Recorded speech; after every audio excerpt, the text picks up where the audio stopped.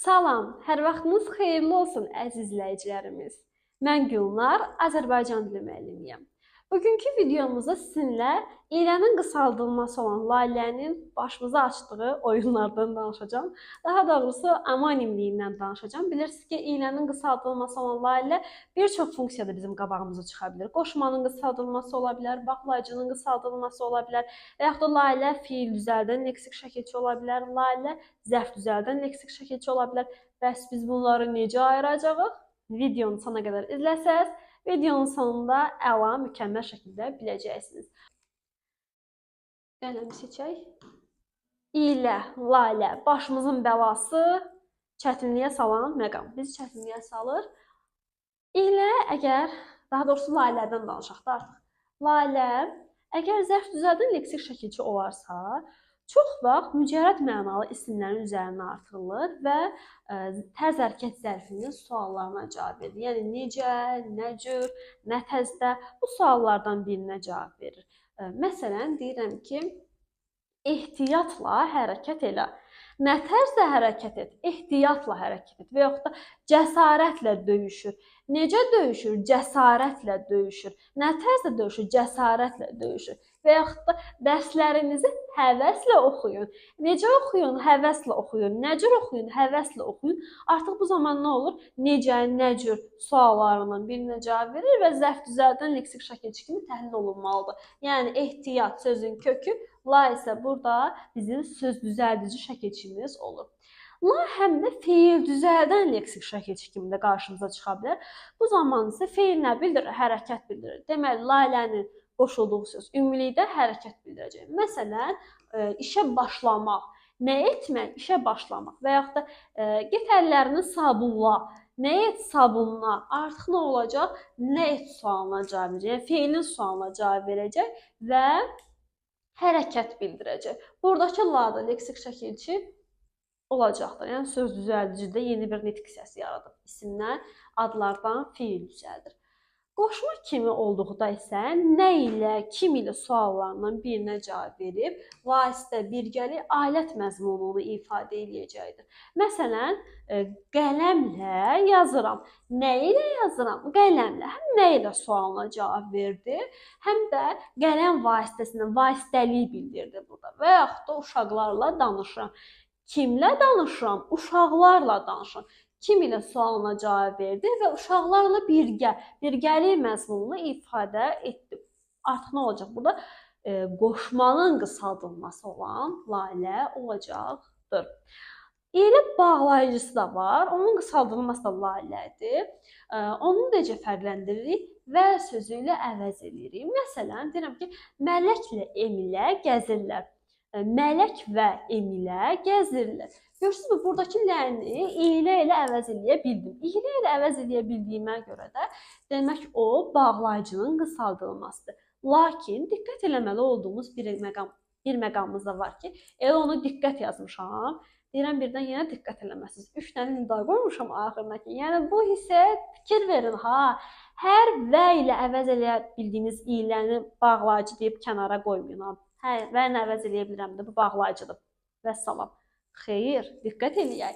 İlə işlənən cümlənin xəbəri cəmdə olarsa, baxıb gəzirlər, cəmdə olarsa, o zaman və ilə əvəz eləyə bilirsən, hə, lap yaxşı, bağlayıcı deyəsən ona.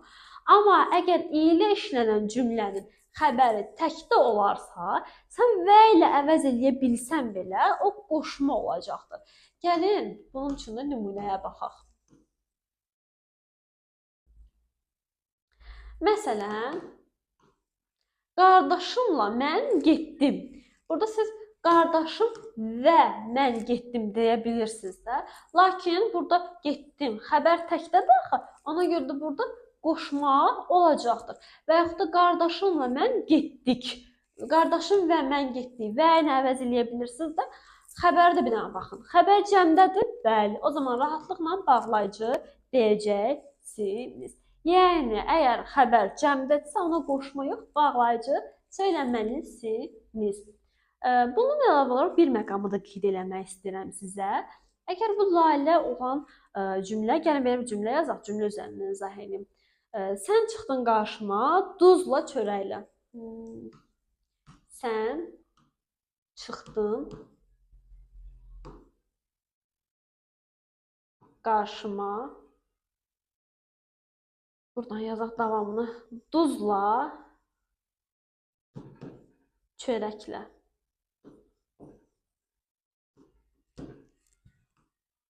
Demək, burada lalə var. Birdən bizdən soruşsa ki, bu lalə hansı nitq hissəsidir? Nə bilim, bağlayıcının qısaldılmasıdır, yoxsa qoşmanın qısaldılmasıdır? Siz də deyirsiniz ki, birdən sən çıxdın qarşıma duz və çörəklə. Olar ki, bağlayıcı? Xeyr.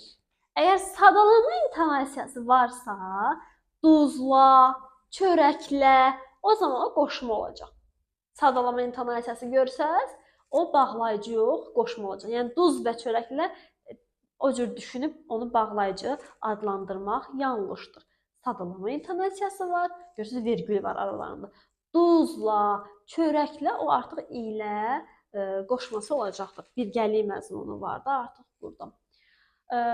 Ümid edirəm ki, necə fərqləndirəcəyimiz aydındır.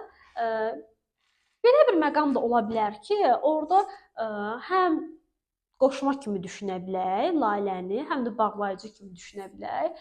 Gəlin bunu silək, başqa bir nümunə yazaq burada. Məsələn, deyirəm ki, anam xalamla qonaqları qarşıladı. Anam xalamla qonaqları qarşıladı.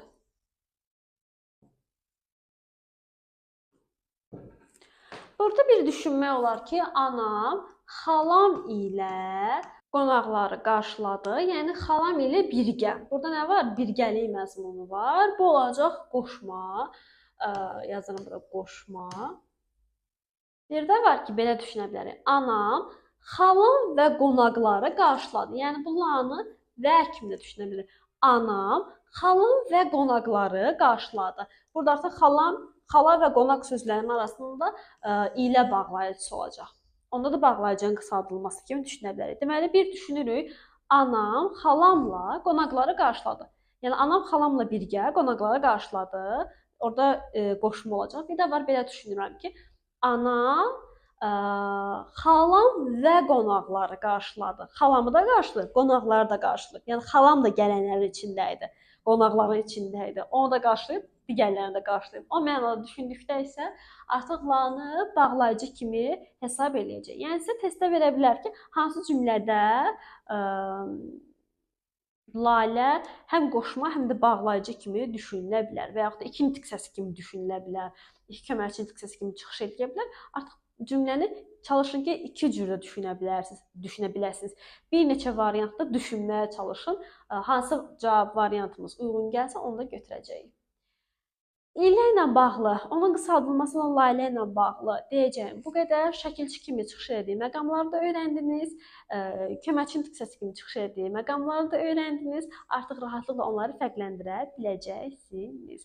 Əgər nəsə sualınız varsa və yaxud da növbəti videonun nə haqqda olmasını istəyirsinizsə, onu rəy bölməsində qeyd edə bilərsiniz. Növbəti videonun mövzusunu elə siz təklif edə bilərsiniz. Əgər video faydalı oldusa, videonu bəyənməyi, paylaşmağı, YouTube kanalımıza abunə olmağı unutmayın. Sağ olun, salamat qalın. Növbəti videolarda görüşənə qədər.